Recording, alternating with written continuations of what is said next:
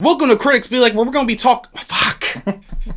I wish we were here. That's why I want him in these fucking videos. You want me to do it? No. Welcome to Critics Be Like, where we talk movies all day. And fuck. Let me try it. No. Hold up. Welcome to Critics Be Like, where we talk movies all day. Oh yeah, go ahead, please. Welcome to Critics Be Like, where we talk movies all day. If you like what you see, hit that subscribe button. And we're on Patreon now, so if you want to see our crazy asses behind the scenes, go ahead and join that. Yeah, you said exactly what I wanted to say. Thank you so much, Hoochie. I appreciate it. We are doing the Batman movie rankings. Burton's, Schumacher's, Nolan's, the newest one, and Snyder's. Yes, and I'm sorry, 1 second. There will be spoilers. That's what I was going to say. Okay, for the Batman movie, when we get to it. All right? Because I know Hoochie wants to talk about this movie. I bet you can't wait, buddy. I can't wait. I'm on the edge of my seat. Hoochie, do you want me to start first or you first? You know what? It's your house. You go first. I'll go first, Hoochie. My number 9 is Batman and Robin. Number 9, huh? Yes, after rewatching this movie recently. When I was a kid, I loved this movie. I grew up with this movie. I remember Christmas morning getting that VHS cassette in my hands and being, holy shit, I love this movie. Yeah, so rewatching that movie for adults, man, I'm sorry. He shit the bed with that fucking movie. He shit the fucking bed. Because he had cool characters, man. He had Mr. Freeze. He had Poison Ivy. He had Bane. And he fucked every single one of them up. We had Batman. The coolest character in the Batman movie. Yeah. George Clooney sucks as Batman. Not his fault. Joe Schumacher's fault. All right, that's fair. That's my number 9. I get it's fair. I'm sure it's a lot of people's number 9s. And oh, yeah. It should be. Fair as well. Number 9 for me is... Time out. If it's not number 9, I might fucking slap you.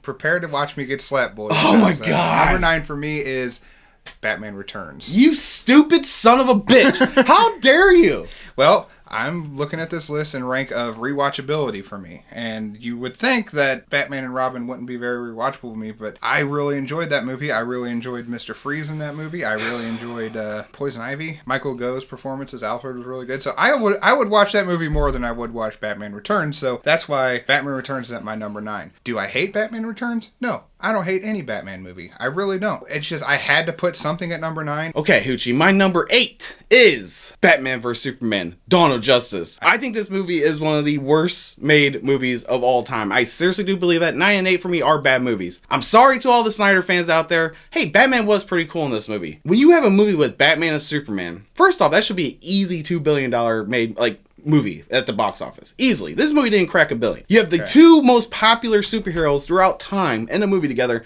and that's the shit you came up with. Not for me. The whole Martha scene, and I know what the fucking Martha scene's about. Okay? I know exactly. Everybody knows what that scene means. But when you have Martha...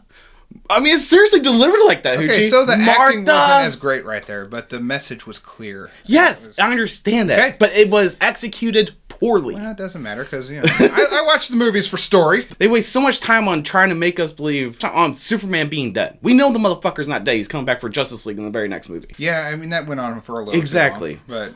I'm sorry, I'm not a fan. And I like Zack Snyder movies. It's nothing to do with Zack Snyder. Watchmen is one of my favorite fucking superhero movies of all time. Or comic book movies. I should say superhero. Comic book movies of all time. His Dawn of the Dead remake. Fucking spectacular. Man of Steel. Love Man of Steel. Batman vs. Superman. And I'm sorry, even his Justice League. Not a fan of. But, Hoochie, what's your number 8? Batman and Robin. So okay, yeah. No, yeah. I mean, so we're right there. Yeah. Once again... Should be number 9, but yeah. I kind of went into it a little bit with whenever you were discussing it, but for watchability reasons, I wouldn't watch it as much as the other ones, but I would watch it over Batman Returns, and like I said, I loved Mr. Freeze's story in that movie. Michael Goh was awesome as Alfred, and he had the whole McGregor syndrome thing going on, and it tied in with Mr. Freeze. The one thing that, if you watched our review of these movies, that pissed me off about Bane, they shit the bed with Bane.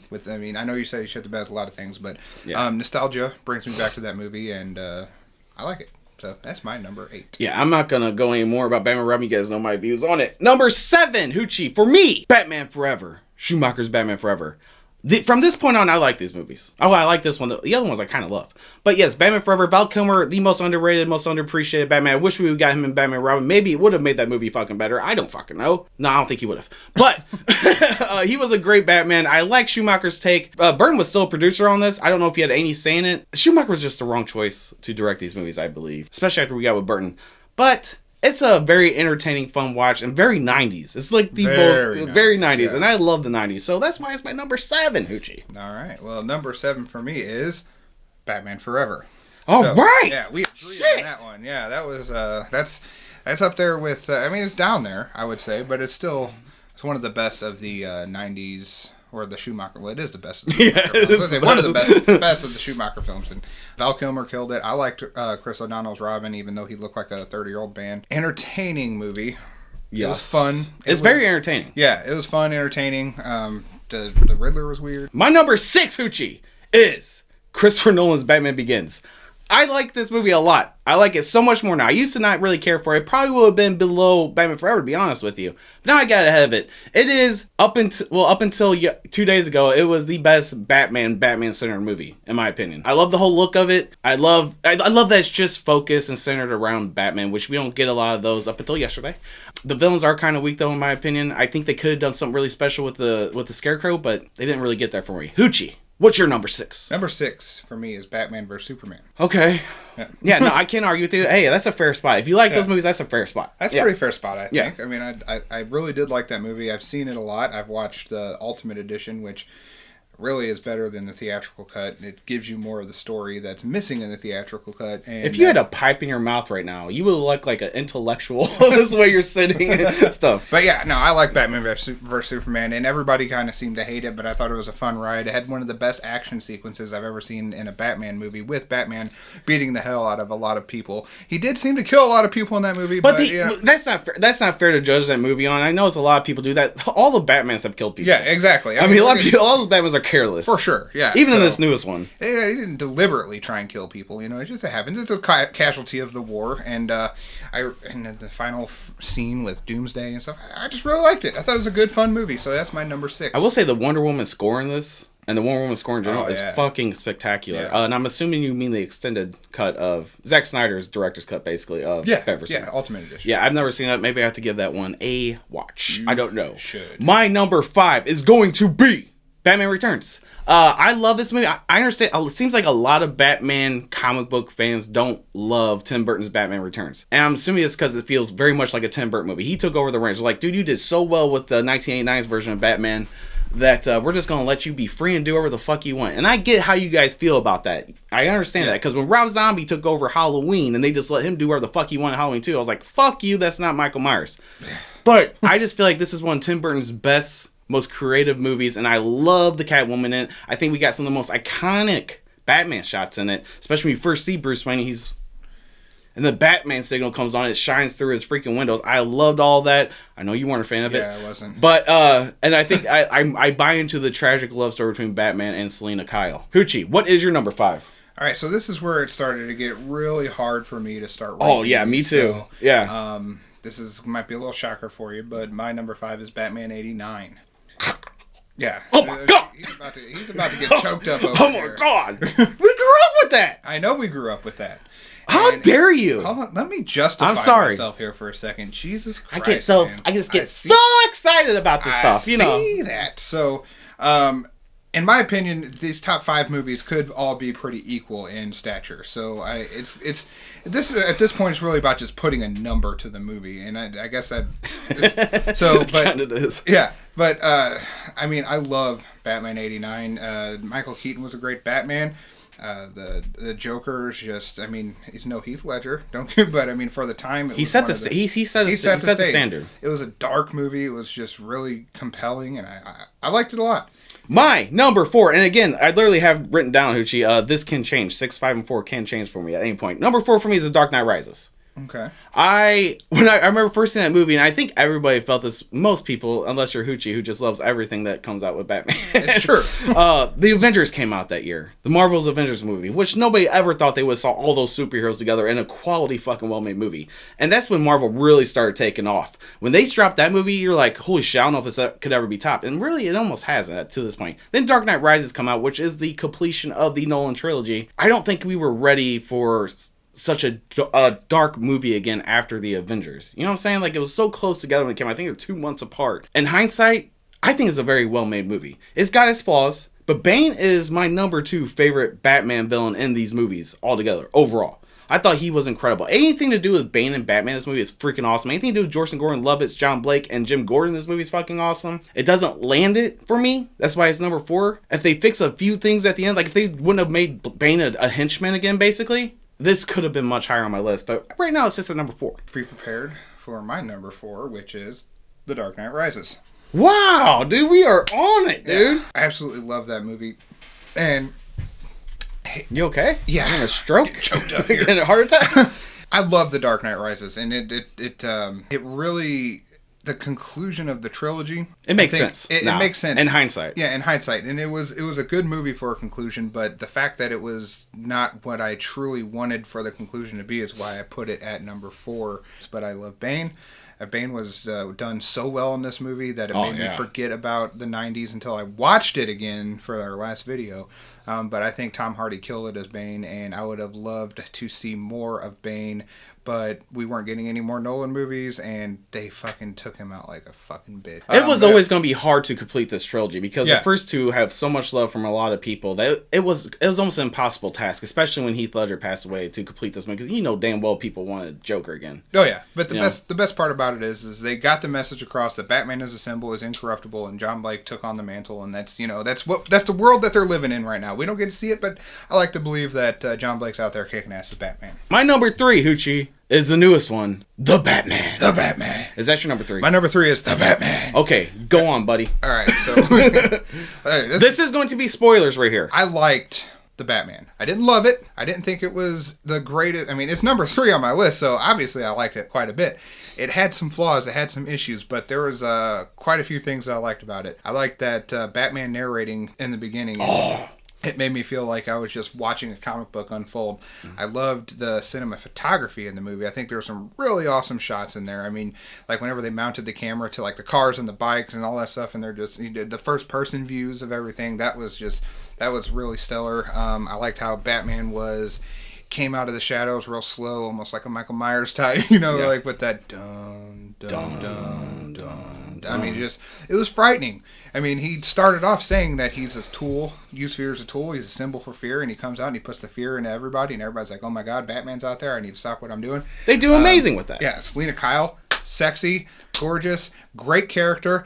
At one point, she just kind of like went off and kind of did her own thing and started to almost drove the movie in a different direction. This is early stages of Selena Kyle. She's not Catwoman completely yet. Right. It's Selena Kyle more but you than see anything. it. You see it though. You really don't even know she's Selena Kyle technically until she says I'm Maria Kyle's kid, which was kind of, and then Falcone's daughter and all that stupid shit. So that was kind of a side plot that I didn't care for. The Paul Dano as the Riddler was really good.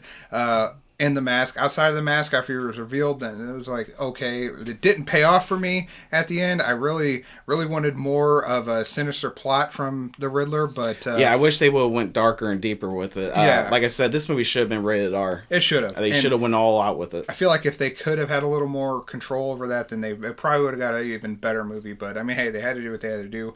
I love how Batman learned that he needs to be a symbol of hope instead of a symbol of fear at the end of the movie, and they showed him being heroic and actually start saving people from the water and all that. Kind of came out of nowhere though. It's kind of just like bam. It did just come out of nowhere, but they're like, they showed it. Batman's changing, he's evolving. Excellent movie. And so it was a slight change, so it's not that big of a flaw for me. It's a slight change. It's not like he's completely all hero. You know what I'm saying? Right. So didn't care for the scene with the Riddler and Arkham.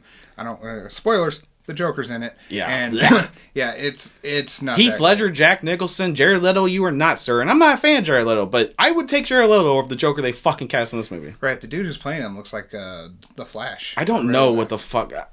I'm like a firm believer. You need to cast not so much a well-known actor, but somebody on Paul Dano's level where not everybody knows him, but he's been in solid movies his whole career where I knew he's going to do a great job. I gotta trust, though, that Matt Reeves knows what he's doing, because Colin Farrell is the Penguin. Yeah. Holy shit, stole the show for me, really. I mean, between Batman and Colin Farrell, that and the early parts of the Riddler, that was like the perfect way to have a solo Batman movie that we haven't gotten since 2012.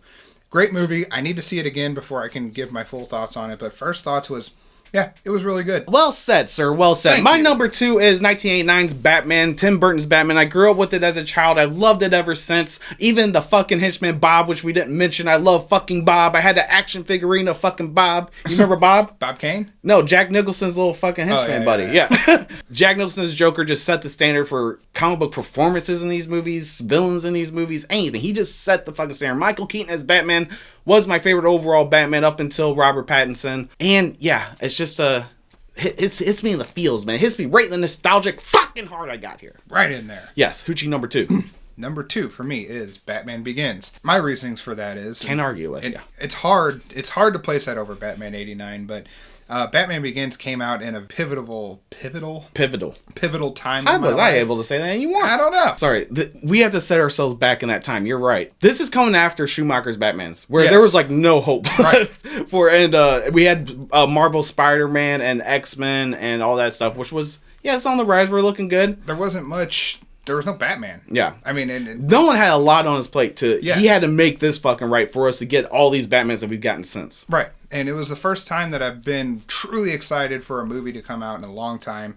And, watching the trailers, it delivered. And so that to me is the reason why that's number 2 in my heart, because it's a great origin story for Batman. Well cast. I mean, it's a freaking Christopher Nolan movie. It's just, it was the perfect movie for the time, and forever going to hold a special place in my heart, which is why I put it at my number 2. And our number one. We can say it together. Yeah. The Dark Knight. Woo! Do we love this movie? Yes, it is do. the greatest comic book movie ever made. To me, it's the greatest. In the comic book genre. It's the greatest film ever made, of course. my opinion. Yeah, it's in my top 20 for sure. I'll give you that. Heath Ledger, we went on and on about him. There's really not much else we could say about the movie. We will do a full Dark Knight review one day where we will talk about it for a fucking hour if we want to. We can get like a 10 video series going on that. I mean, there's just so much to unpack in that movie. It's wonderful, and that's another movie that came out in it really timing was everything for that movie, because I mean, it changed the game. It really did. I mean, 2008. That's 2008, yeah, right? 2008. So, I mean, it came out a little bit after Iron Man and The Incredible Hulk, where Marvel just got started. I think Marvel and all these comic movies learned a lot from Dark Knight. Well, shit, we could do this. We could use different genres within the superhero comic book movie genre. And yeah, they really set the stage, man. I'm telling you what. Yeah, fucking love that movie. Expertly directed, expertly written. The music. I don't think we even talk about the music. The fucking Zimmer. Music. When Joker's hanging out that window and that fucking music just hits, man. I fucking love it with a passion. Hans Zimmer's amazing. And I could just watch the Joker scenes every day, I think. All day. I could just go on YouTube, a Joker scene here, Joker scene there. It's just the most iconic shit. Every single thing he does in that movie is just like your eyes are glued to the fucking screen. Every little thing he does. And let's give a special shout out to Gambit. Gamble. Gamble. I am vengeance.